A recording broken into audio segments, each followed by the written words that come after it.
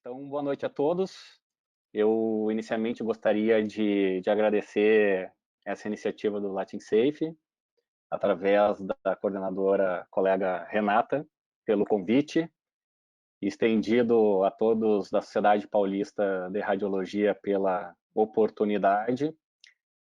E o que foi, então, e o desafio de hoje, na verdade não é um desafio, né, é algo bastante gostoso, né, de se trabalhar, falar um pouco sobre os protocolos de otimização em tomografia computadorizada na área de pediatria, que muito se maneja, né, dentro dos grandes centros e também naqueles centros, então, especializados.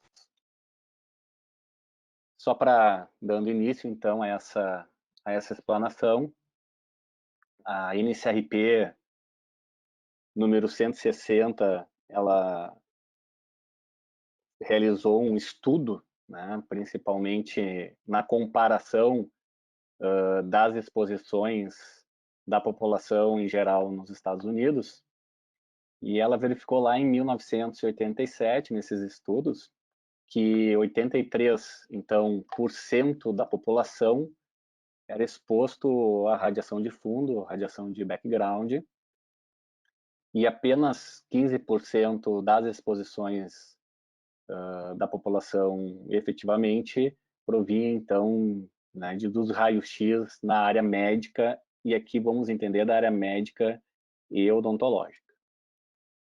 Lá em 2006, a gente percebe que essa divisão ela se equilibrou, 50% da dose de radiação recebida de forma coletiva pela população então tinha origem da radiação de fundo, né, então radiação de background, e a radiação na área médica, então estava muito próximo da radiação recebida naturalmente pela população.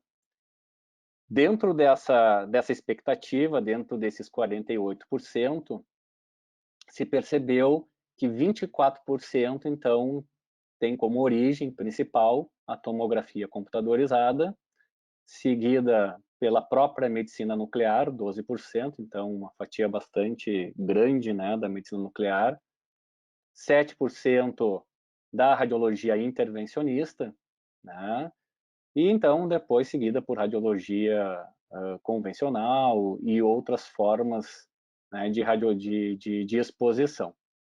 E aí então se ligou, né, um sinal verde das entidades, ou melhor, um sinal vermelho, né, das entidades na época, no intuito de se entender, né, essa dose de origem da tomografia computadorizada, para que se pudesse, então, se criar procedimentos, manejos, gestões de dose e principalmente procedimentos de proteção radiológica, então procedimentos de otimização, propriamente dito, para justamente controlar de forma mais efetiva essas doses, seja, né, dos indivíduos ocupacionalmente expostos, seja então também, né, da equipe envolvida de forma direta no manejo, né, dessas doses dentro da tomografia computadorizada. E aí veio em 2007 o primeiro ICRP, né, o ICRP publicação número 102, que apresentou os primeiros manejos dos parâmetros físicos, né, envolvidos na aquisição das imagens em tomografia computadorizada, e também é um pouco, né, das otimizações que poderiam ser feitas nas diferentes áreas, justamente para que a gente pudesse, de uma forma um pouco mais prática, de uma forma um pouco mais clínica, aplicar o princípio ALARA de tal maneira a nós termos a tranquilidade do manejo dessa dose de radiação em tomografia, para que realmente o paciente recebesse a dose certa, para o tamanho certo, né, e para a área anatômica adequada. Em 2017, a própria ICRP, no report número 137, ela introduziu, então, os níveis de referência de diagnóstico nos diferentes tipos de modalidade dentro da radiologia médica, justamente com o intuito também, né, como uma ferramenta útil para dar uma complementada a todo este manejo, então, que foi apresentado inicialmente em 2007, no sentido, então, de otimizar mais ainda os parâmetros de aquisição, considerando, obviamente, as novas tecnologias apresentadas e também uma maneira mais adequada de gerenciar as doses nas diferentes procedimentos, nas diferentes modalidades das imagens médicas. E aí foi um manejo já pensando os próprios fabricantes dos equipamentos que já tinham incluso, né, na sua tecnologia, naturalmente, o dose alerta, o da dose de dose máxima, com a possibilidade de adequar, né, ou de vincular esses doses alertas a diferentes tipos de protocolos, veio também a possibilidade e a oportunidade dos próprios fabricantes, em cima dessa CRP 135 e, obviamente, de outras ações, principalmente por entidades de países desenvolvidos, de criar sistemas de gestão de dose próprios de cada equipamento, justamente para avaliar através do protocolo, através do cabeçalho DICOM, as informações contidas e dali então fazer uma gestão de dose com o intuito até de separar, né, e de se criar consequentemente DRLs específicos e até de uma forma a considerar o tipo e biotipo de paciente que ali, então, né, se usufrui, né, das tomografias e dos exames em tomografia de cada instituição. Hoje os fabricantes estão bastante fortes em relação a isso, né, apresentam, né, as diferentes possibilidades, e as próprias comunidades e associações, enfim, o próprio ACR, por exemplo, com ferramentas próprias que acabam, então, recebendo doses, né, de todas as instituições que estão ali associadas e trabalhando com uma cultura de otimização e de gerenciamento de dose, que constantemente acaba passando até relatórios do funcionamento e comparando as doses do seu serviço com os outros serviços que estão cadastrados dentro do ACR, que é uma maneira, né, de olhar se realmente a gente está otimizando as doses de radiação. Então, por causa desses dois documentos em específicos, se manejou de forma também muito específica a questão da otimização de protocolos em radiologia, né, em TC, né, pediátrico, e o que gerou também DRLs e situações muito específicas em cada instituição, em cada país. Só para vocês terem ideia, e aí a Europa, né, ela foi sempre dentro de todas as alianças, de todas as associações, né, e todas as entidades, né, que manejam gestão de dose, a Europa sempre esteve muito à frente, né, alguns países europeus, na situação de controle e de otimização de doses em radiologia pediátrica e de uma forma muito específica na parte de tomografia computadorizada. Então, a França trabalhou muito forte, né, junto com a Alemanha, no sentido, e Inglaterra também, no sentido de se apresentar, né, DRLs específicos, então, abrindo um pouco esses DRLs, então, CTDI volumétrico e DLP relativos a cada exame, para cada aquisição, ao ponto de sugerir, através da sua estrutura regulatória, que esses valores fossem, então, apresentados e incluídos dentro dos laudos expedidos naturalmente por todos os serviços de radiologia. E essa formatação dada pela estrutura regulatória, então pelas entidades regulatórias desses países, eles então foram trabalhados e foram estipulados em cima de estudos muito fortes, né, que foram abastecidos, obviamente, pelas instituições credenciadas, de acordo com a tecnologia própria que estava sendo utilizado naquele momento. Então, várias situações, várias apresentações desses escritores de dose, eles foram mudando com o tempo, houve uma atualização agora nesses países da Europa em 2017, né? Então, houve uma atualização no qual se adaptou, né, esses CRLs, essas sugestões de acordo com os equipamentos mais tecnologicamente apresentados comercialmente pelos fabricantes e adaptados também, principalmente, à prática na imagem pediátrica.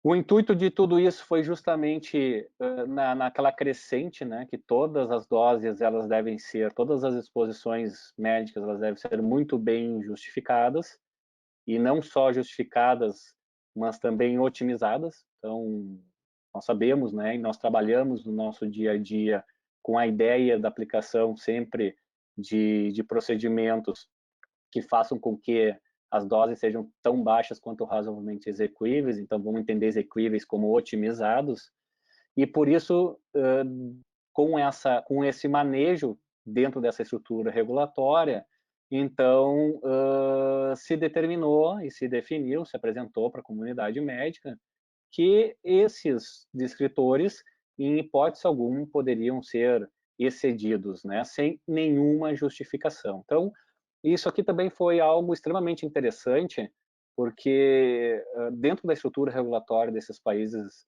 né, principais aí, como França, Alemanha e Inglaterra, se definiu não somente DRLs, né, não se apresentou somente esses níveis de registro, né, mas também obrigando que toda instituição, ou todo exame, né, ou melhor, todo procedimento que porventura fosse excedido considerando esses descritores, né, os limites, vamos colocar limites entre aspas, né, porque não existe, o DRL não pode ser considerado um limite, né, mas um nível de referência, mas foi o que ficou determinado e regulado que superado, né, e excedido esses níveis de referência, obrigatoriamente há necessidade de se ter um registro de tal maneira a se justificar o motivo dos procedimentos ali terem excedido esses níveis de referência. Então, vocês percebam que eles estão bastante avançados, né, na gestão de dose e nesses registros de dose, porque atualmente muitos trabalham em otimização, trabalham na ideia de que esses DRLs, esses níveis de referências não sejam excedidos, mas também quando excedidos não se cria uma estrutura de organização, até de regulatória, né, que exija uma justificação do motivo pelo qual esses DRLs foram, então, excedidos. Claro que aquelas instituições que trabalham com acreditações internacionais já estão bastante acostumados, mas não é o caso, né, da maioria das instituições de saúde, dos serviços de radiologia aí do nosso país. Então, nesse sentido, a gestão de dose em tomografia, e entra essa prática dentro da imagem pediátrica, ela então é realizada anualmente e comparadas com esses DRLs em vigor. Então, vocês percebam, né, que além de fazer o acompanhamento desses descritores de dose em tomografia, há necessidade, dentro dessa estrutura regulatória desses países desenvolvidos, realizar anualmente e comparar e apresentar um relatório específico para esses agentes regulatórios, né, onde ali vai estar descrito se tiver um outline, se ocorreu algum excesso, né, desses escritores, quais foram as ações tomadas para controle e otimização, e principalmente no sentido também de se a instituição abriu ou não como um evento adverso, e se esse evento adverso ele foi seguido e foi tratado de forma adequada pelas instituições. Percebo que a gente está bastante longe, né, de criar uma mentalidade nesse sentido dentro de uma estrutura regulatória do país.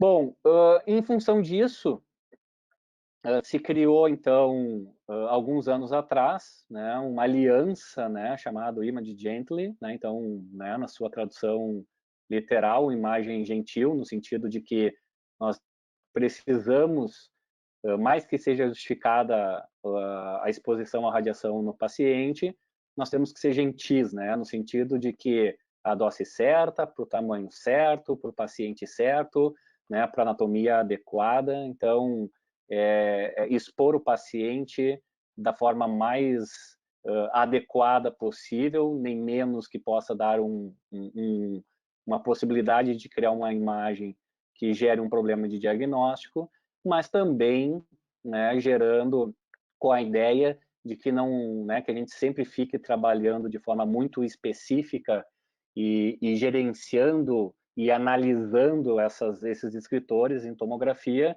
para que a gente tenha certeza que o paciente esteja recebendo a dose certa, no tamanho certo, para o paciente certo, para aquela área específica determinada, né?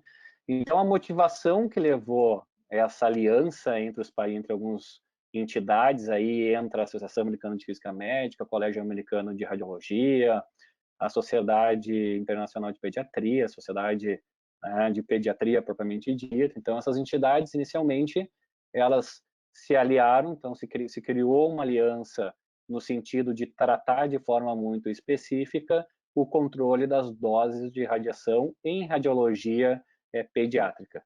A motivação de tudo isso, principalmente, foram três, né, específicos, sendo eles o número de tomografias computadorizadas pediátricas aumenta a cada ano, então verticaliza. Hoje os grandes centros de pediatria possuem tomógrafos e outras modalidades específicas e dedicadas para a pediatria. O número de tomografias computadorizadas aumentou de 3 milhões em 1980 para 62 milhões em 2006. Então, percebam, né, o aumento vertical no número de exames em tomografia. E também algo extremamente interessante e que é importante, né, embora a dose de radiação de uma única tomografia computadorizada ela realmente seja relativamente baixa, claro, vamos considerar aí os exames rotineiros, alguns estudos sugerem que a dose para pacientes pediátricos é maior do que o necessário, né? Então, isso é um dos grandes desafios hoje dentro da tomografia pediátrica, né? Simplesmente porque muitas vezes a gente, em vez de utilizar o ambiente de aquisição dos tomógrafos que nos oportuniza de adquirir imagens no ambiente para pacientes pediátricos, que aí muda todos os parâmetros de aquisição, ou em outras palavras, os parâmetros são melhor ajustados para a radiologia pediátrica. A gente muitas vezes pega um protocolo, né, de um paciente adulto, e dentro desse protocolo nós fazemos ajustes finos, acreditando que desta maneira a gente consiga, dentro de tomografia, reduzir a dose na pediatria. Então, isso é algo extremamente importante de ser considerado, que daqui a uns próximos slides até eu vou tratar de uma forma um pouco diferente.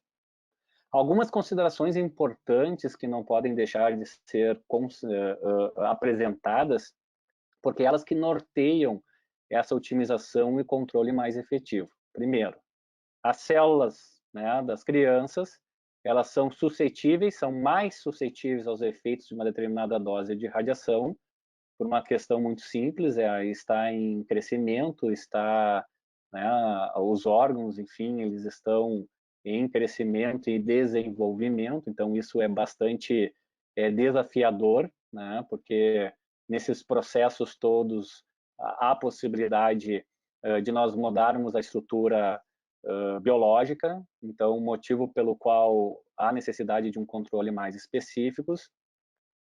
As células de uma criança mudam como resultado de uma exposição à radiação, e isso, infelizmente, né, pela situação de efeito estocástico, ela pode levar anos para que a mudança apareça.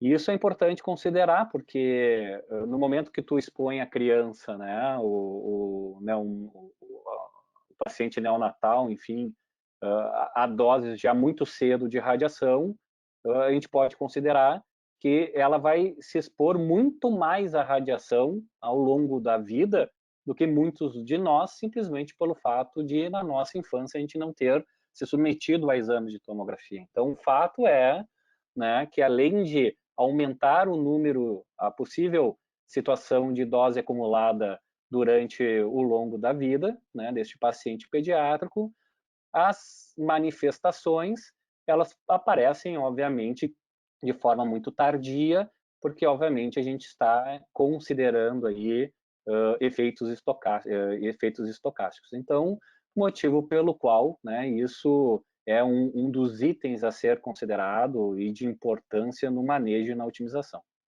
Particularmente, o risco de carcinogênese é aumentado a partir de uma tomografia computadorizada de rotina, e isso também foi apresentado cientificamente, justamente pelo fato, né, desse primeiro item, no sentido de que as células, os órgãos estão em desenvolvimento, e isso pode sim modificar a estrutura ao longo desse desenvolvimento. E a própria BIRS número 8, né, ela apresentou um relatório onde órgãos em desenvolvimento, em crescimento, são mais sensíveis à radiação, que é o que se soma, né, aos itens anteriores apresentados. Soma a isso o que foi comentado também, além de uma vida longa e possibilidade de aumento de exames repetidos, aumenta a severidade e o risco de um dano potencial. É importante deixar claro que, somado a isso também, as doses elas são mais altas quando do uso de protocolos adultos em tomografia computadorizada, então é o que foi introduzido em relação a essas considerações iniciais. Tu pegar um protocolo adulto e ajustar dentro do ambiente de um protocolo adulto, de um tomógrafo, para a realização de uma tomografia pediátrica, isso não é o adequado, e obviamente faz com que haja um manejo de tal maneira a dar uma sobredose ao paciente pediátrico de forma desnecessária. Também foi apresentado cientificamente, né, que o monitoramento das tendências nas doses de pacientes pediátricos é justamente importante e fundamental porque a tecnologia está evoluindo, né, e essa evolução ela cabe, então, também o monitoramento e principalmente o entendimento dessas tecnologias. Porque se a gente olhar assim para os tomógrafos, principalmente para tomógrafos de uma quantidade de canais um pouco inferiores, né? Então, vamos pensar assim, em volta de 16 canais, a gente vai perceber que foi onde nós tivemos a maior customização do equipamento, propriamente dito, né? O equipamento ele está mais customizado e os fabricantes eles estão entendendo que há possibilidade da melhoria da qualidade de imagem através do pós-processamento, aplicação na reconstrução, né, de diferentes modelos de reconstrução interativa, enfim. Houve uma customização, então diminuiu o tamanho do tubo, diminuiu o tamanho do gerador, os equipamentos se tornaram mais simples, até para que o custo operacional fosse reduzido, mas essa redução, muitas vezes, e essa customização, ela leva hoje para o processamento e pós-processamento a responsabilidade maior para a melhoria da qualidade de imagem. Então, não manejado essas tecnologias de forma adequada, há uma possibilidade muito grande da instituição ou daqueles operadores, né, desligarem ou desconsiderarem essas tecnologias e a gente voltar a tentar compor uma melhora da qualidade da imagem ou melhorar a qualidade de imagem por um aumento da dose de radiação. Nós temos que lembrar isso, né? A gente não tem muito o que manejar no sentido assim, se eu não estou usando essas ferramentas de evolução tecnológica nos tomógrafos, como reconstrução interativa, inteligência artificial, né? Podemos dizer essas duas de uma forma um pouco mais específica, nós vamos então colocar a responsabilidade na dose da radiação para melhorar a qualidade de imagem. Então é aquela velha manejo que a gente sabe do nosso dia a dia, que para a gente ter uma melhor qualidade de imagem, se nós não utilizarmos essas ferramentas tecnológicas, a gente só obtém uma imagem de boa qualidade se a gente aumentar a dose de radiação. E hoje, os fabricantes, há muito tempo, desde 2007, eles estão oferecendo ferramentas tecnológicas, estão evoluindo no sentido de que nós podemos sim adquirir imagens de baixa dose e resolver o problema da qualidade no processamento e no pós-processamento. Mas lembrando que isso é um manejo complicado, né, e que se não tiver uma equipe muito bem treinada, obviamente gera alguns problemas de dose. Outras considerações importantes de outras publicações, né, o Brenner, né, publicou e deixou bastante e apresentou dados científicos relatando câncer pediátrico fatal com risco de 0,11 e 0,055%, o que nos dá uma ideia de aproximadamente 1 em 900 casos e 1 em 1.800 casos para abdômen e TC de cabeça, respectivamente. Então, percebam que isso é uma estatística interessante que deve ser considerada. Outros também, né, trabalhando nessa ideia, notaram que varredura do tórax de baixa dose, por exemplo, com equipamentos de tomografia computadorizada de 16 canais, o risco de câncer atribuível ao longo da vida é semelhante, 0,06% para crianças de 5 anos. Yang, Feng et al. Pode ser maior para angio-TC das coronárias pediátricas, então isso aqui, infelizmente, a gente está vendo um aumento, né, de angios, tomografias coronarianas para exames pediátricos. Até essa semana nós pegamos um caso no hospital com um paciente pediátrico de 5 anos com 2 veias cava, né, com 2 veias cava, então é bem uma mudança anatômica, né, bem uma situação própria do paciente, né, e que nos mostra realmente que isso estava tendo consequências bem específicas na distribuição sanguínea e outra coisa dentro do processo, né, da distribuição. Então, percebam que isso já foi definido, né, que para frequências cardíacas, e aí depende um pouco mais elevadas de pacientes pediátricos, a gente vê, né, um possível aumento, né, desses riscos para esse tipo de paciente. Crianças têm maiores riscos de radiação relacionada a câncer, especialmente com a tireoide, mamas e cérebro, obviamente, né? São regiões mais radiosensíveis, principalmente tireoide e mamas, né? E que, obviamente, por estar em desenvolvimento e também faz com que a gente tenha uma preocupação maior. O grande desafio de tudo isso é como comunicar isso para a família, né? Então, a própria organização, né, australiana, ela, junto com Image Gently, né, o próprio Latin Safe também, que tem essa aliança, que tem essa preocupação, né, trabalham com a ideia de tentar, junto da família, apresentar alguns parâmetros específicos ou apresentar essas situações de uma forma um pouco mais amena, até para que se tranquilize e possa fazer com que seja realmente justificado. E aí o grande desafio de tudo isso é que o risco em tomografia pediátrica ela é extremamente complexa, né, por vários motivos. Aqui foi colocado 3. Primeiro, o risco envolve populações de pacientes, então diferentes populações de pacientes reagem, né, de uma forma diferente, a gente sabe disso, né, os limites, os níveis de referente, em hipótese alguma, pode ser considerado como limite entre o seguro e o perigoso. Então, e o fato de cada criança se desenvolver de uma forma diferente, isso também gera várias situações que faz com que a gente não consiga manejar de uma forma mais assertiva e de forma mais adequada. O risco versus benefício, então é muito bonito isso, né? A gente está muito acostumado com essa ideia do risco versus benefício, mas na prática é algo extremamente complicado de ser manejado.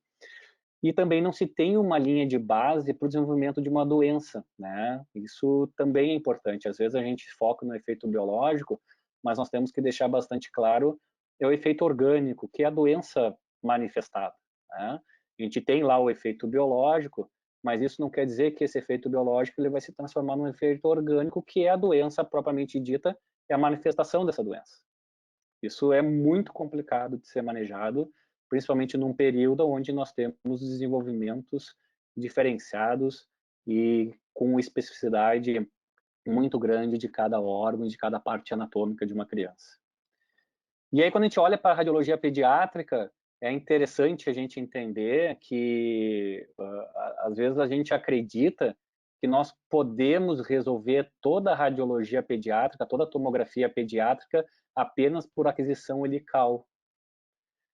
E na prática, sabemos que, dependendo do tamanho do paciente, dependendo da parte anatômica, da idade do paciente, se é meses até 1 ano de idade, é muito difícil, muitas vezes, a gente ter... E se a parte anatômica ela for realmente muito pequena, por exemplo, né, um crânio, né? Então, às vezes, é muito difícil a gente manejar os modos de aquisição ou escolher de forma adequada qual o melhor modo de aquisição, porque a aquisição helical, por exemplo, às vezes, dependendo da qualidade, né, da potência do teu equipamento, número de canais e tudo mais, uma varredura helical, ela deveria ser muito rápida para que a gente tivesse a certeza absoluta que somente a área de interesse pudesse ser exposta num paciente pediátrico. Então, é muito natural, por exemplo, em exames de crânio de pacientes pediátricos muito novos, né, 1 mês, semanas, 2 meses, 3 meses, até muitas vezes até 1 ano de idade, a gente escolheu uma aquisição sequencial porque uma aquisição helical, às vezes, é tão rápida, que ela não consegue iniciar e terminar dentro daquele volume, daquela área de varredura que nós queremos que naquele momento seja adquirido, né? Então, a necessidade de a gente entender e separar os pacientes pediátricos por idade ou por peso, ou principalmente por comprimento, por lateralidade, né? Porque assim a gente consegue, entendendo o equipamento, entendendo a dimensão lateral do paciente pediátrico, ter a possibilidade de manejar de forma mais adequada esse protocolo, com isso otimizando e escolhendo a melhor forma de adquirir, se é uma forma helical ou uma aquisição sequencial. E tudo isso porque veio os adventos dos equipamentos multi-slice, né? Então nós temos hoje equipamentos, principalmente equipamentos em volta de 16 canais, que eles não são equipamentos onde todos os canais têm o mesmo tamanho, eles são de detectores híbridos. Então aqui foi colocado um exemplo aonde os detectores mais do centro, eles têm uma espessura menor e os detectores das bordas têm uma espessura maior. E isso a gente percebe hoje os fabricantes eles apresentando equipamentos de 16 canais com essa possibilidade híbrida de detector. E isso é fundamental, né? Porque numa aquisição pediátrica, a gente vai perceber nos próximos slides, é importante que na aquisição a gente adquira com cortes extremamente finos, né? É interessante que a gente utilize em todas as aquisições de pediatria, até por uma questão de otimização, e principalmente até contrabalanceando resolução espacial, resolução de contraste, que a gente consiga na aquisição, né, que seja sempre adquirido slices, imagens por rotação do tubo com a menor espessura possível, que é aquela do tamanho do próprio canal do detector do fabricante de equipamento de tomografia. E claro que depois tu joga para a reconstrução, por exemplo, para um tórax, vai fazer um mediastino, e vai fazer um exame, vai fazer uma reconstrução no mediastino ou uma reconstrução do pulmão, né? Que tu, então, na reconstrução, tu aumente essa espessura, né? Então, escolher aí uma espessura de 2,5 quando vai fazer para pulmão, e 3 milímetros, por exemplo, para mediastino. Enfim, a gente pode manejar isso aí de diferentes maneiras na reconstrução, mas é sempre importante nós utilizarmos na radiologia pediátrica a menor espessura de corte possível, coisa que eu vou manejar com vocês aí nos próximos slides. Quando se fala em dose e qualidade de imagem, ela depende, então, da aquisição, então é muito importante isso, né, na pediatria. E vamos jogar para reconstrução, né, essa melhoria da qualidade de imagem, a possibilidade do equipamento nos fornecer imagens de melhor qualidade. Para isso, a necessidade de nós entendermos as técnicas automáticas de modulação de dose, o que cada equipamento e cada tecnologia nos oferece, né? Entender as reconstruções iterativas e os filtros que podem estar associados para a gente melhorar. E aqui vem um outro ponto importante: a gente consegue usar a modulação de dose nas principais partes, né, que é, vamos lá, crânio, tórax, abdômen, pelve, né, para paciente pediátrico. A gente consegue utilizar, a gente pode utilizar um MA fixo, né? Em que momento a gente utiliza o MA fixo, em que momento a gente utiliza a técnica de modulação de corrente, e de que maneira a gente pode manejar isso para que a gente realmente reduza, né? Então, também essa discussão é extremamente importante. Tem alguns momentos que tu utilizar um MA fixo, ele é muito mais interessante do que utilizar uma modulação de dose, né? Simplesmente pelo fato dos artefatos que podem estar sendo apresentados, a gente tem que entender que o paciente pediátrico tem uma quantidade de pouso menor que o paciente adulto, então não há necessidade de nós utilizarmos quilovoltagens mais elevadas. A gente pode utilizar, sim, quilovoltagens em volta de 120, 110, 100, 80, claro, compensando isso com MAS ou MA, pensando sempre na manutenção do CTDI volumétrico. Então, eu posso sim, né, reduzir o KV do meu equipamento de tomografia computadorizada a quilovoltagens mais baixa. Para isso, eu preciso compensar o fluxo de fótons de raio-x chegando no meu detector para que não se gere tanto ruído. Então, se eu baixo a minha quilovoltagem, é natural, né? A gente sabe isso na prática. Se eu reduzir minha quilovoltagem, eu tenho que aumentar o meu MA, o meu MAS, uma questão de compensação, mas se essa compensação gerar o mesmo CTDI volumétrico, então na radiologia pediátrica se prefere quilovoltagens mais baixas, porque eu quero resolução de contraste. Eu quero uma relação de contraste-ruído maior pelo fato do paciente pediátrico não ter tecido adiposo, né? Ter pouco tecido adiposo. Isso faz com que eu tenha que melhorar a minha relação contraste-ruído. Tem que ter um maior contraste da minha imagem. E eu consigo maior contraste reduzindo o KV, né? A gente também sabe disso, né? Eu com menor KV, meu dynamic range, uma escala de tons de cinza é menor, eu tenho menos tons de cinza entre o branco e preto, e como eu quero contraste, então eu vou reduzir, mas para não prejudicar tanto o ruído da imagem, eu obrigatoriamente tenho que mexer na minha modulação de dose ou aumentar meu MA fixo para todos os slides que estão sendo adquiridos. Mas se eu aumentar esse MA de tal maneira que eu mantenha meu CTDI volumétrico, então esse é o manejo adequado na otimização em pediatria. KVs baixos para dar uma melhor resolução contraste-ruído, uma relação contraste-ruído melhor, aumento o meu miliampere para manter o mesmo CTDI volumétrico, diminuo o meu ruído da imagem. Então, esses manejos básicos, eles são importantes serem pensados, né, no caso da pediatria, porque tu precisa, obviamente, ajustar isso lá, o operador precisa fazer esses ajustes finos nos filtros, na minha reconstrução, na minha porcentagem, na minha força do remissor interativo, junto com a menor espessura de corte possível, porque afinal a minha parte anatômica é pequena, então eu preciso detectar pequenas situações ou variações anatômicas envolvidas no meu paciente, então eu preciso do menor espessura de corte possível, seja ela na sequencial ou na helical, e tentar fazer com tudo isso, nesse equilíbrio de KV, NA, modular, de tal maneira que o nível de ruído ele seja aceito, então, e que ele se mantenha em toda essa aquisição. Se eu entender que esses fatores primários, MA, KV, tempo de varredura, pitch, tipo de aquisição, eles são importantes, eu começo a ter um manejo um pouco diferente. O KV e MA foram esses que eu falei agora individualmente, que a gente vai passar também daqui um pouco mais nos outros slides, mas já aproveitando. O meu tempo de varredura é fundamental. O paciente, ele muitas vezes não é colaborativo, né, na radiologia pediátrica, então é necessário que a gente se utilize muitas vezes do maior número de canais possíveis, né?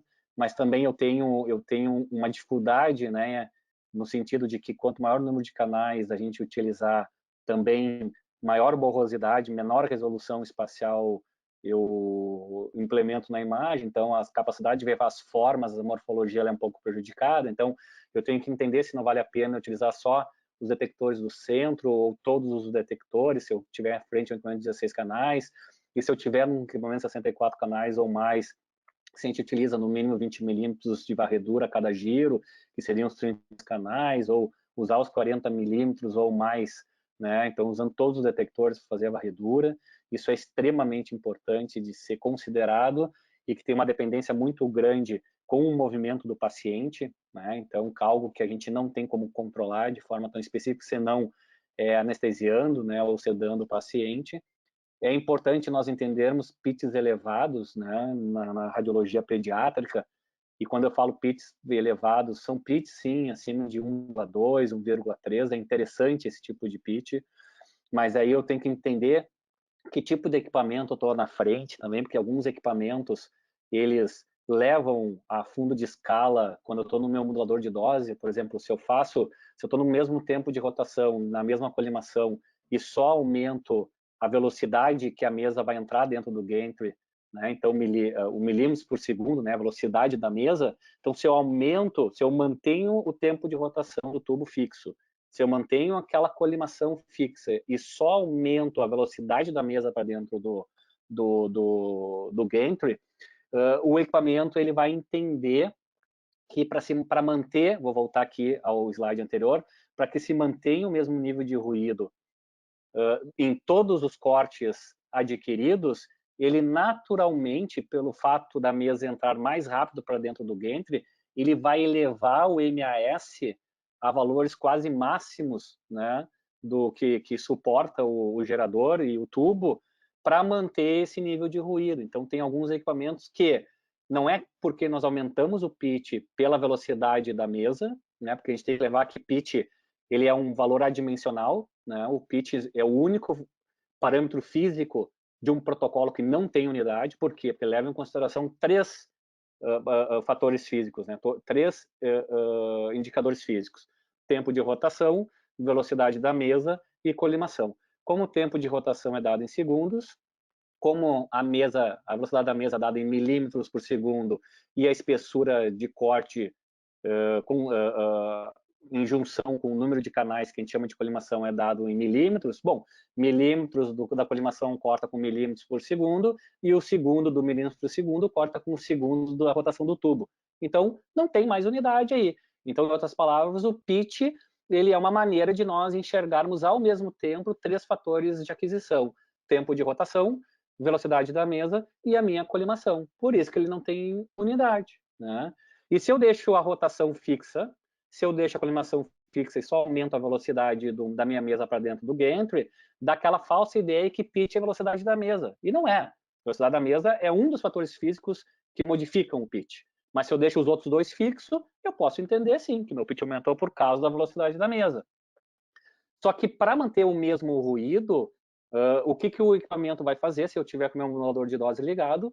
Ele vai jogar o MS lá em cima, né, para todas as partes anatômicas que estão sendo varridas, para que ele tente manter o mesmo ruído. Então, para aqueles equipamentos que trabalham com a ideia de MAS por slice, como são os equipamentos Philips, ou MAS de referência, como os equipamentos Siemens, aumentando o pitch não quer dizer que tu vai reduzir a dose de radiação, né? Porque eles vão tentar manter o ruído da imagem jogando esses MAs mais elevados. Então, a gente tem que entender como o modulador de dose funciona em cada equipamento, para não dar a falsa ideia que aumentando o meu pitch através do aumento da velocidade da mesa, eu vou ter uma redução de dose.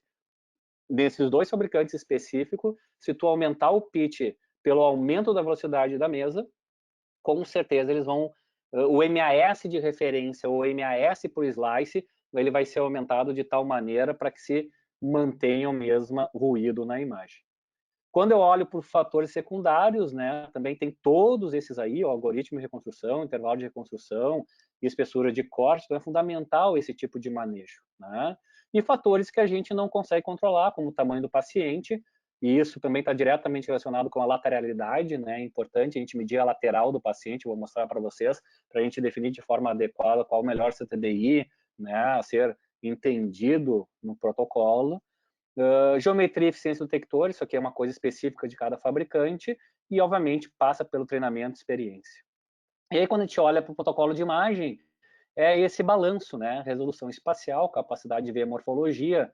Em radiologia pediátrica eu tenho que adquirir com a menor espessura possível, pelo fato de a gente estar irradiando partes pequenas, né, do paciente. O paciente é pequeno, e a gente vai varrer o crânio, já vai fazer a varredura do tórax, vai daqui a pouco varrer só a pelve, o abdômen. Então são áreas anatômicas muito pequenas e as alterações, né, anatômicas podem ser também proporcionais, e isso faz com que a gente tenha uma resolução espacial. Só que a gente sabe em tomografia que um corte muito fino gera muito ruído, o que faz com que a gente tenha, então, que compensar isso com a dose, ou com o processamento, ou com o pós-processamento. Então, lembrando a resolução de contraste, né, o paciente não tem tecido adiposo, então a gente precisa de uma imagem mais contrastada, então minha relação contraste-ruído é importante, motivo pelo qual nós temos que manejar com baixas quilovoltagens, só que isso também pode gerar uma dose de radiação um pouco maior, então a importância, né, dessas tecnologias e do entendimento do funcionamento é fundamental, e se eu tiver, obviamente, em exames de anjo, a importância de eu ter um equipamento com resoluções temporais interessantes, ela é fundamental para adquirir um número de imagens possíveis dentro da mesma área de varredura.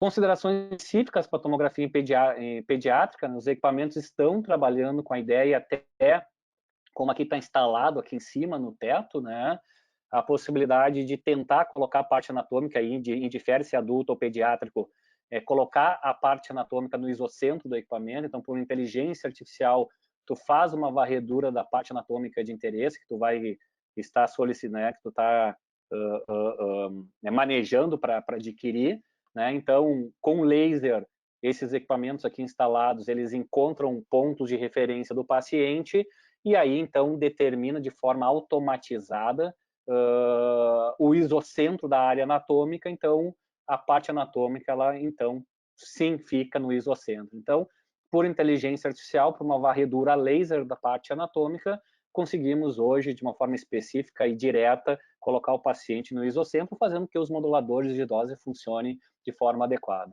Olhem só que interessante, no momento que eu tiro o meu paciente do isocentro, o mesmo paciente pode experimentar, a imagem pode experimentar um alongamento, né, quando o paciente fica mais próximo dos detectores, e quando o paciente, a parte anatômica, fica mais próximo do tubo, o alargamento, né, uma lateralidade muito maior. Então, tu amplia a imagem. E isso, obviamente, e gera grandes problemas de qualidade de imagem que estão sendo superados, voltando ao slide anterior, com esses dispositivos por inteligência artificial que conseguem, né, perceber a área anatômica de interesse frente ao protocolo estabelecido e automaticamente coloca o isocentro, coloca a parte anatômica no isocentro do equipamento.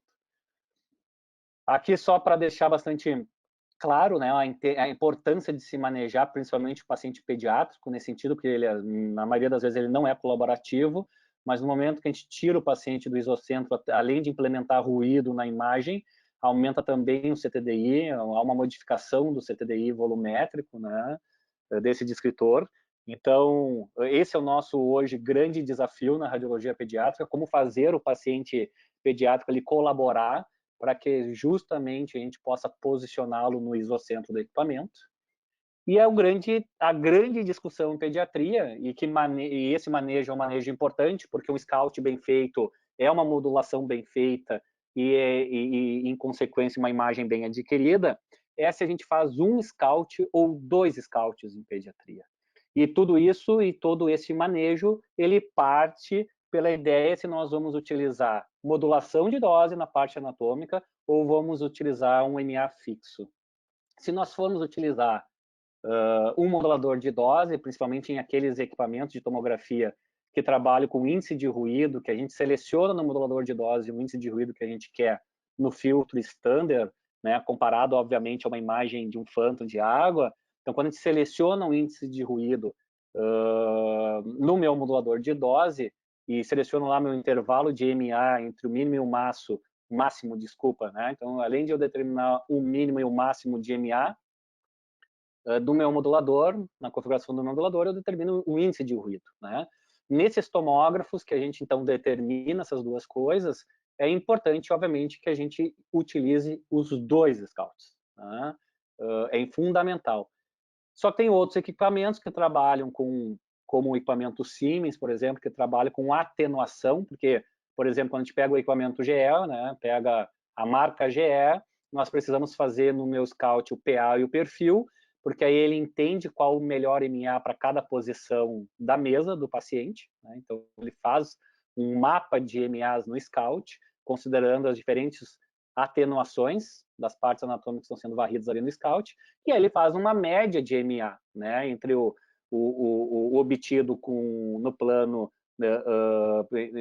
lateral com o plano em PA, né, em AP, desculpa, né, em PA, desculpa, em PA e lateral, né, mesmo a gente podendo muitas vezes fazendo supino, enfim, também há essa possibilidade. Mas então a gente faz os 2 scouts e aí esse equipamento ele tira uma média desses 2 scouts e joga então essa média lá na aquisição. Em equipamentos como o Siemens, por exemplo, que o scout é feito em cima da atenuação, né, da parte anatômica, nós temos ainda a possibilidade de utilizar somente um scout, tá? Mesmo utilizando o modulador de dose. Agora, se nós formos utilizar o EMA fixo para a parte anatômica de interesse, perfeito. Nós não precisamos, então quer dizer que a gente não está utilizando o modulador de dose, e nós não precisamos dos 2 scouts. Nós podemos fazer um scout só em 180 graus, né? Então, tubo em cima e detector embaixo, então em PA, né? E aí a gente consegue, sem nenhum problema, né, neste caso, usar o scout somente para localização, né? Já que o nosso protocolo é de MA fixo e não com o uso de modulador de dose. Então, é importante esse manejo de dose em pediatria.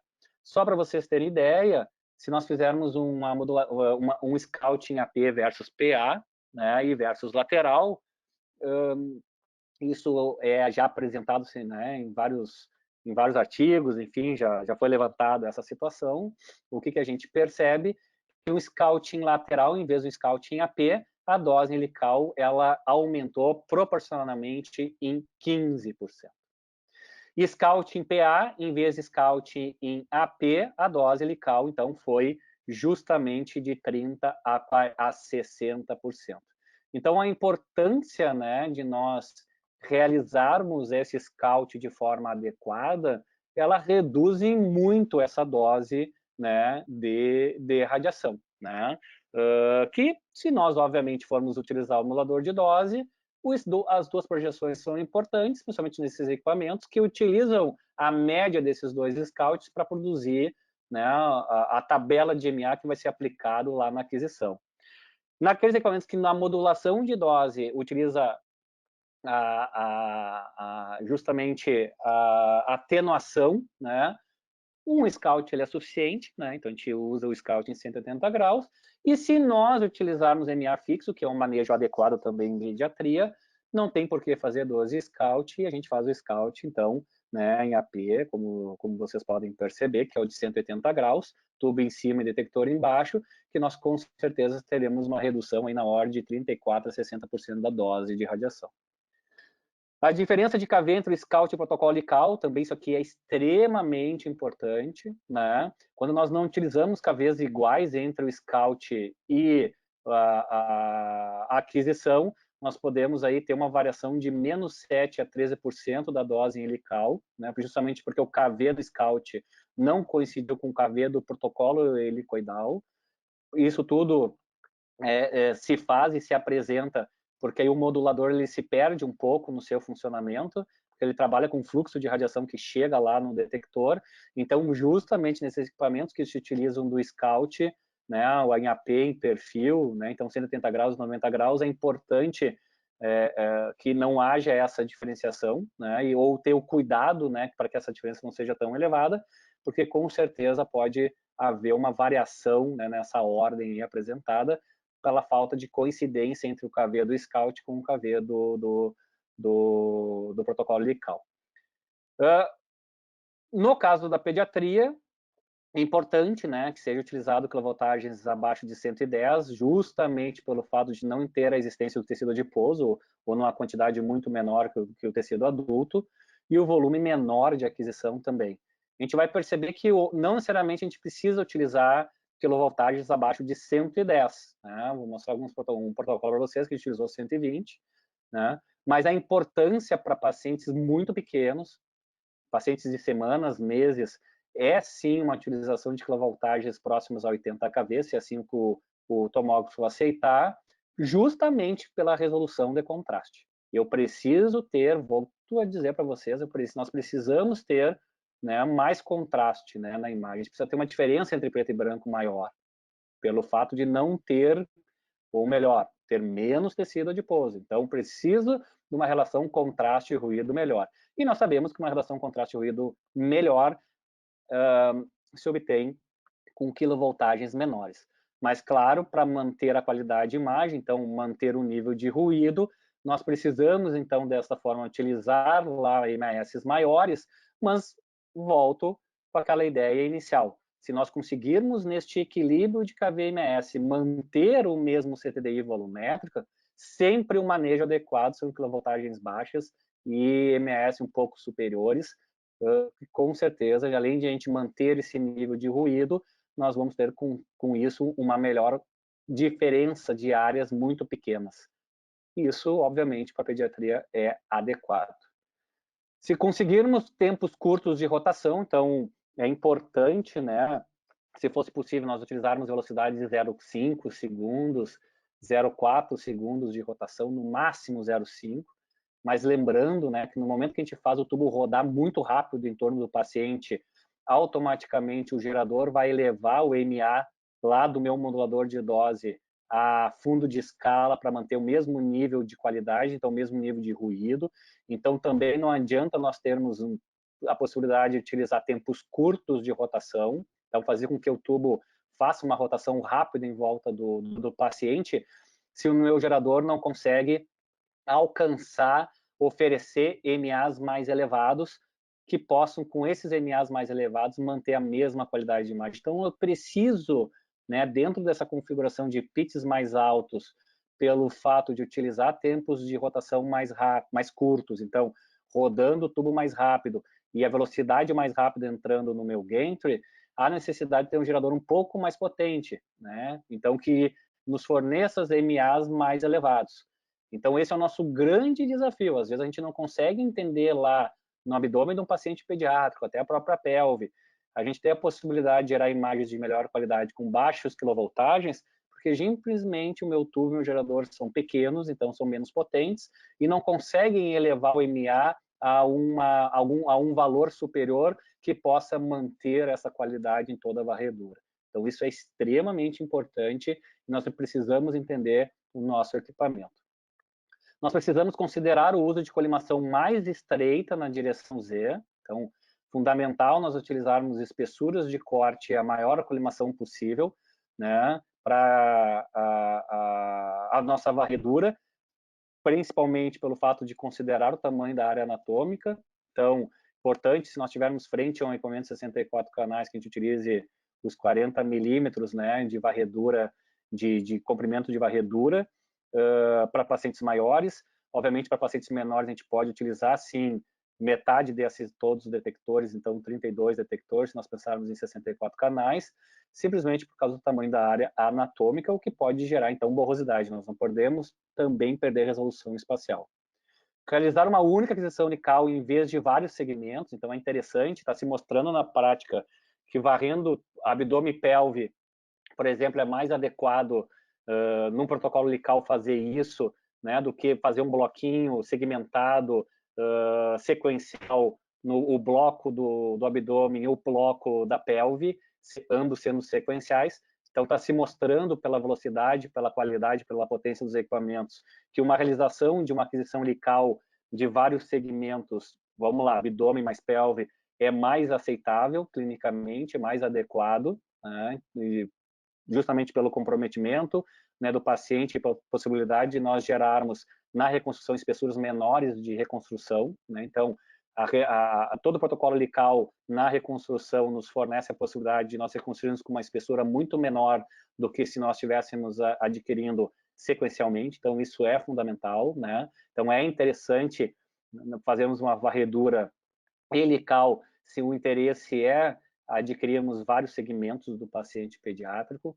Isso manejado dentro do controle automático de exposição, manejado dentro do meu modulador de dose, meu modulador de corrente é fundamental para que a gente possa entender essas diferenças de atenuação das áreas anatômicas, né? Então, precisamos entender bem, frente ao nosso modulador, como funcionar ou como operar ou como operacionalizar, como manejar para que ele realmente possa manter a qualidade de imagem, reduzindo sim, então, a dose nas áreas de menor atenuação e aumentando a dose em áreas de maior atenuação.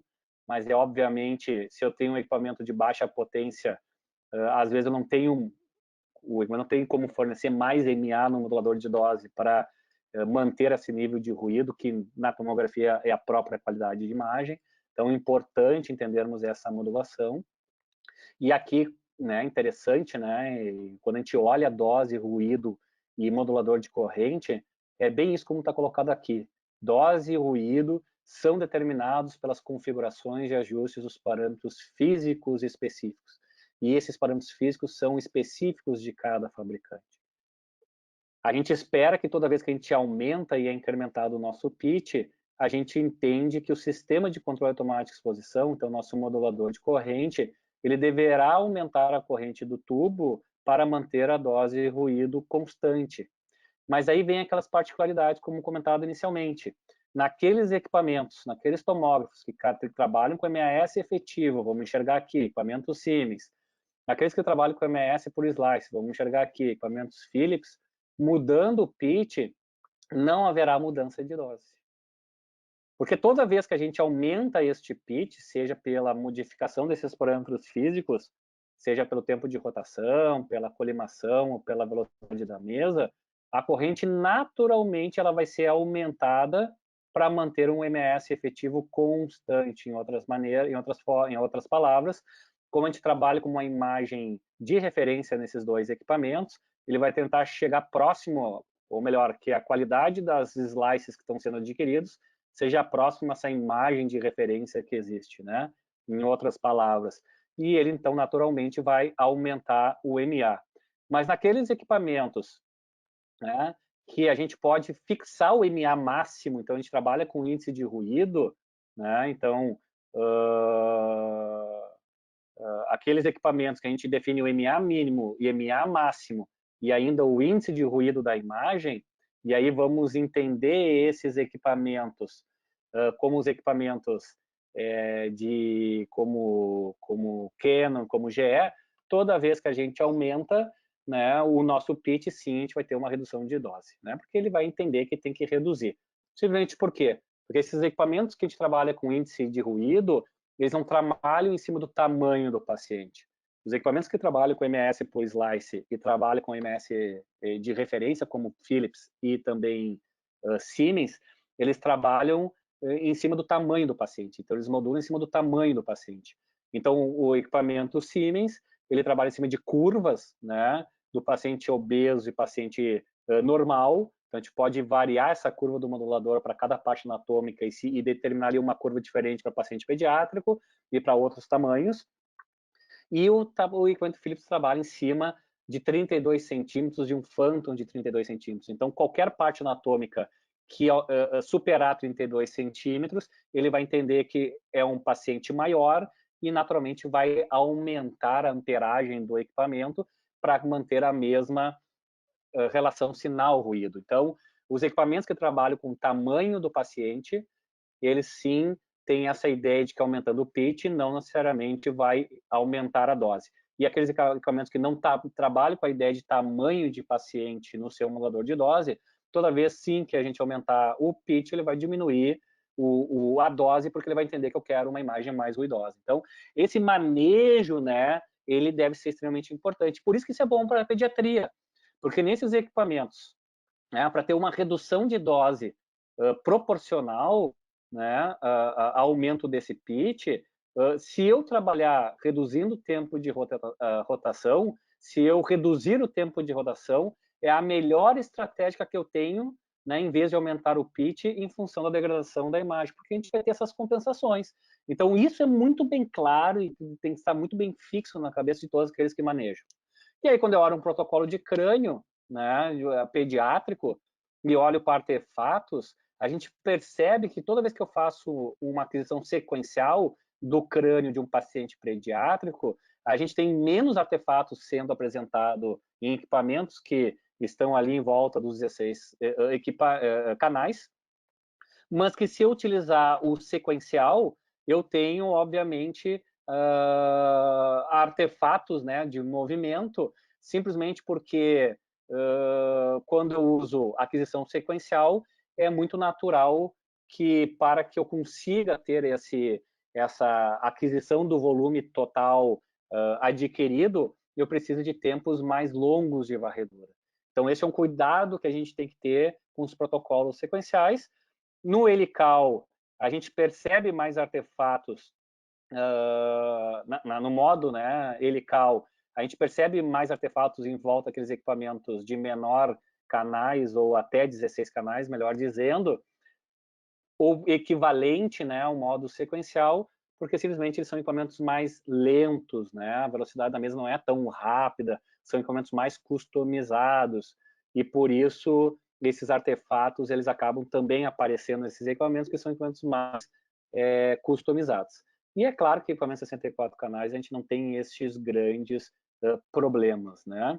Em termos de qualidade de imagem, em alguns casos, a gente, quando pensa em qualidade de imagem, consegue com equipamentos de menor canal, porque, na verdade, como a parte anatômica é menor, não exige a gente utilizar todos os canais, mas também isso tem que estar muito bem controlado.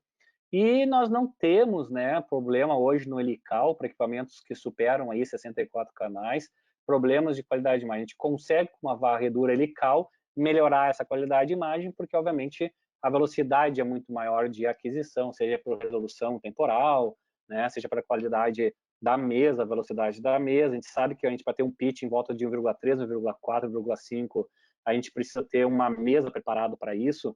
Então, a mesa até é mais cara na hora da especificação do equipamento, a mesa se torna mais cara se a gente quer pits mais rápidos, né, ou pits maiores, melhor dizendo, que faz com que a gente lá tenha que ter mesas mais rápidas, então é importante esse manejo. A dose depende dos dois protocolos, não é o sequencial que vai dar menos ou mais, inclusive no helical. O overbeam, né, isso é fundamental deixar claro que o overbeam é aquela excesso de dose, né? O nosso feixe é cônico de radiação, ele supera a dose, né?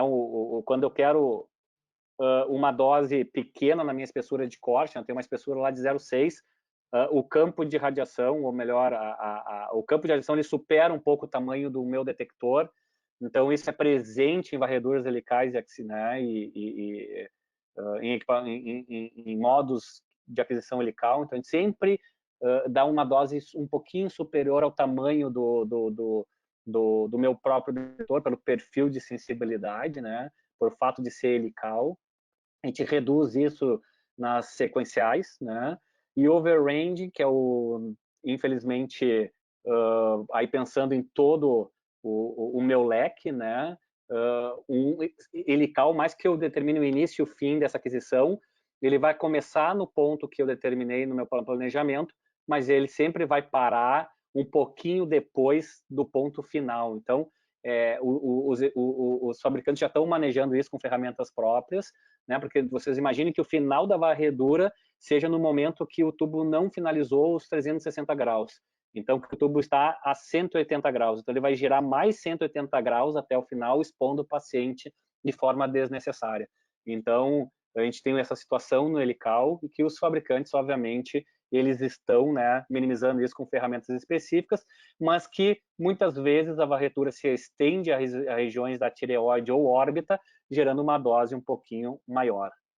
A configuração do detector tem que ser a menor possível, a espessura também tem que ser a menor possível, né? Tudo isso ela é limitada, obviamente, para a espessura do meu detector propriamente dito, e não tenho problemas específicos de reformatações no meu sistema helical, quando a gente pensa em coronais e sagitais. Então, se eu preciso de um MPR, é interessante que realmente a gente tenha lá no helical, e que muitas vezes, porque o meu MPR dentro de uma aquisição sequencial, ela é limitada, né, pela qualidade do meu equipamento.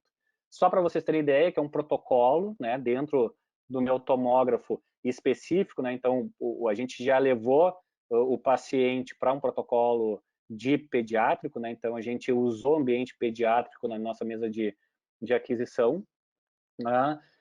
É importante deixar bastante claro que no caso do crânio, né, apenas, na maioria das vezes, os equipamentos, os fabricantes, eles apresentam somente, no máximo, 5 modalidades para crânio, né? Então a gente só pode, no máximo, ter 5 protocolos para crânio, né?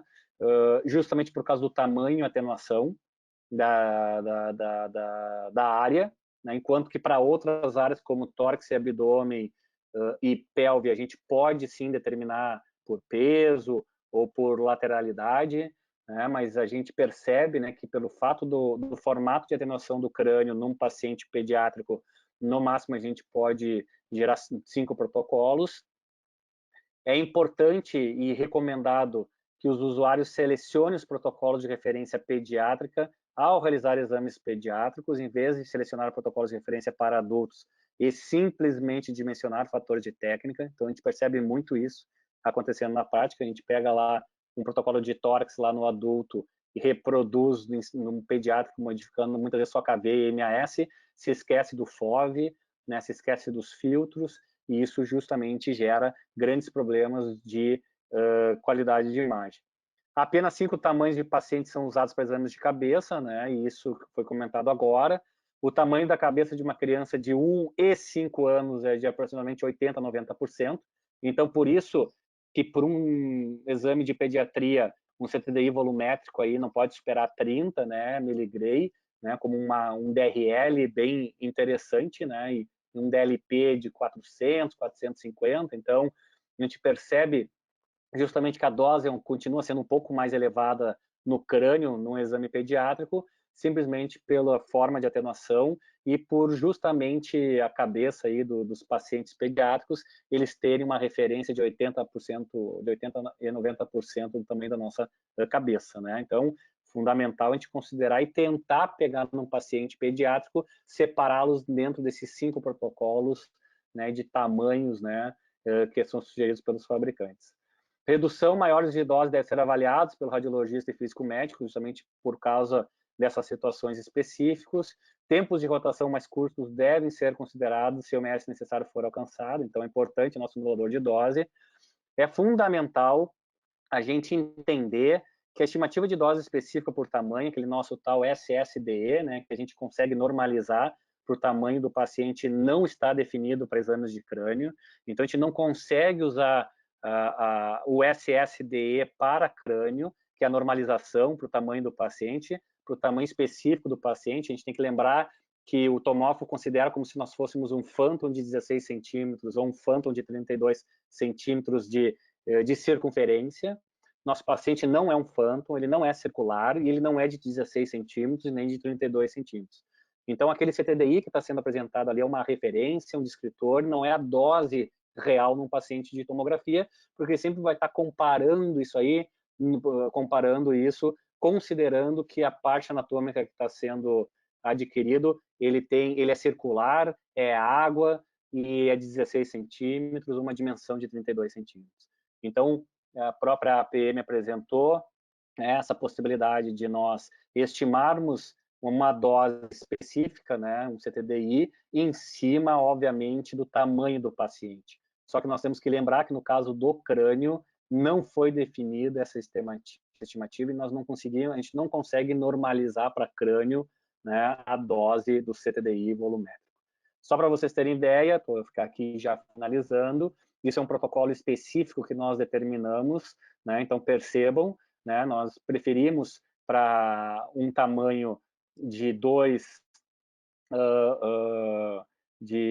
0 a 2 anos não fazer um protocolo helical, mas sim um protocolo sequencial, de tal maneira a nós tentarmos utilizar a menor espessura possível, né, do meu corte, um tempo de rotação que ainda continua elevado, está aqui 1 segundo, né, mas aí é um pouco do manejo, né, deste protocolo.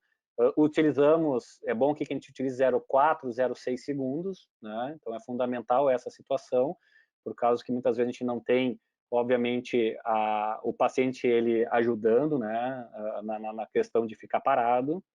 Não utilizamos todos os detectores, mas com o manejo do Care 12 4D, então que a gente percebe que realmente é um equipamento Siemens, a gente conseguiu, dentro desses nossos DRLs aqui, de 2 a 6 anos, ficar entre 25 miligramas, 6 a 16, 35, doses adequadas, sem perda de qualidade de imagem, adquirindo com baixas espessuras e jogando lá para a nossa Recon, seja ela para mócio ou para partes moles, né, uma espessura mais adequada. Então, a gente consegue hoje, entendendo essa normalização, entendendo, né, essa possibilidade, a gente ter protocolos mais adequados. Quando eu olho o meu protocolo de tórax, abdômen, pelve, a gente percebe que abre uma gama muito grande dentro, né, do paciente, dentro do equipamento.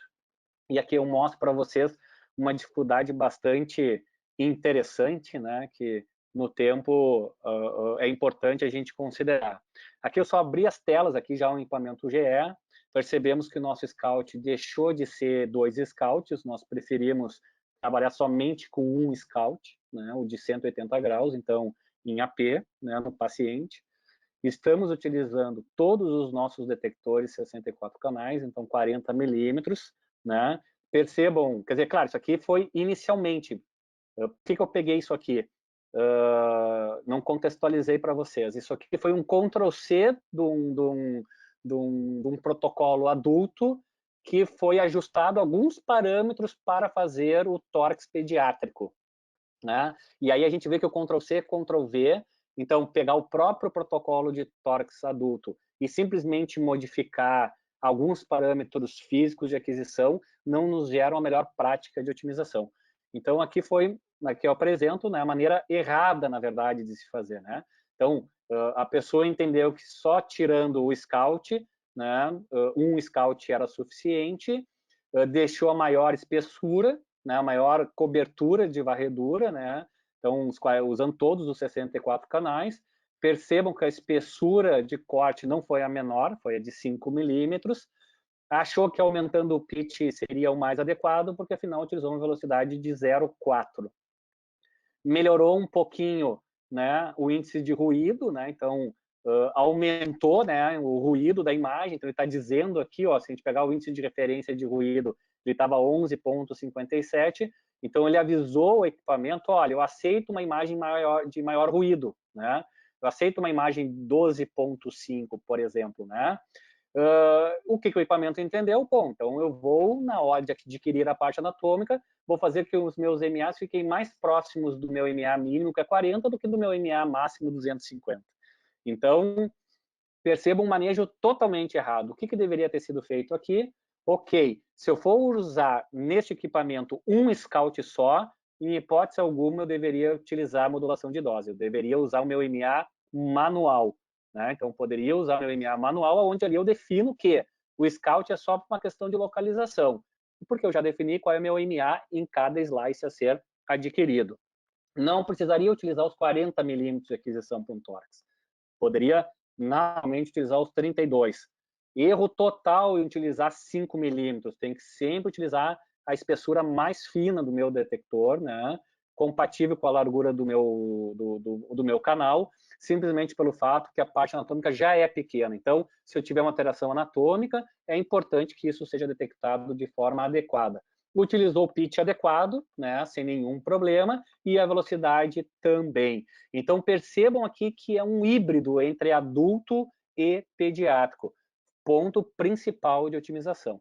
Se vocês tiverem bem claro alguns DRLs, né, a serem considerados, por exemplo, aqui se apresenta em CTDI, se vocês conseguirem manejar, né, esses parâmetros físicos, deixando específico a importância de que vocês têm que olhar a dimensão lateral do paciente, do pediátrico. Então, façam um scout, meçam, né, o comprimento lateral deste paciente, né, entre o lado esquerdo e o lado direito. Então, meçam lá, puxem lá uma medida, né? Então, façam uma medida lateral do paciente. Então, a parte maior, mais distante, né, dessa parte anatômica. E se vocês conseguirem, obviamente, colocarem dentro desta referência, vocês vão perceber que toda vez, por exemplo, um paciente de 15 centímetros de lateral, ele é muito próximo, né, a essa situação de 12 centímetros. Então, a gente percebe que utilizando esses TCDI, a gente consegue, né, esses limites, esses níveis de referência, a fazer um protocolo mais adequado. Lembrando, se eu quero dose efetiva, obrigatoriamente o nosso fator de conversão de DLP, né, ou miligray, né, por centímetro para millisieverts, eu preciso utilizar nosso fator de ponderação específicos para pediatria, nós não podemos utilizar aqueles para paciente adulto, então aqui está bem descrito por esse artigo, né, onde também foi levantado aí o mínimo e máximo, e aí pontos, né, de considerações finais. Em crianças é especialmente importante aplicar o princípio ALAR, nós não podemos fugir disso tudo, mas é importante esse manejo. Esteja ciente da referência do tamanho do paciente, especialmente das diferenças entre pediátrico e adulto. O controle automático de exposição sempre deve ser usado o que possível, nós temos que entender o nosso equipamento. A redução da quilovoltagem é melhor e mais adequada para manter um contraste mais adequado também da imagem, mas lembrando que eu tenho que aumentar isso ali, o meu MAS, e para isso eu tenho que entender que eu não vou implementar ruído. Preste muita atenção nos valores selecionados para definir o nível desejado de qualidade de imagem, índice de ruído, MS de referência, desvio padrão. Cada fabricante apresenta um IC diferenciado, a gente tem que entender como esse trabalha. Temos que manejar o scout de forma adequada também para entender como nós vamos trabalhar na ideia sequencial ou helical. A reconstrução interativa está aí para nos ajudar a retirar esse ruído no processamento, então podemos nos dar o luxo de entender na questão de adquirir imagens de menor dose. E, obviamente, métodos alternativos devem ser implementados, né, principalmente pela colaboração do paciente, para a gente reduzir e adquirir a menor dose de radiação. Aí, alguns artigos que foram apresentados e fico, então, à disposição de todos para que a gente possa manejar aí as perguntas e respostas.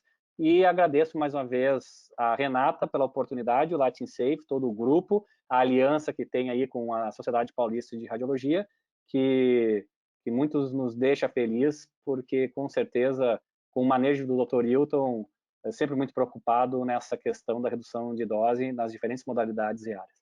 Muito obrigado, Renata.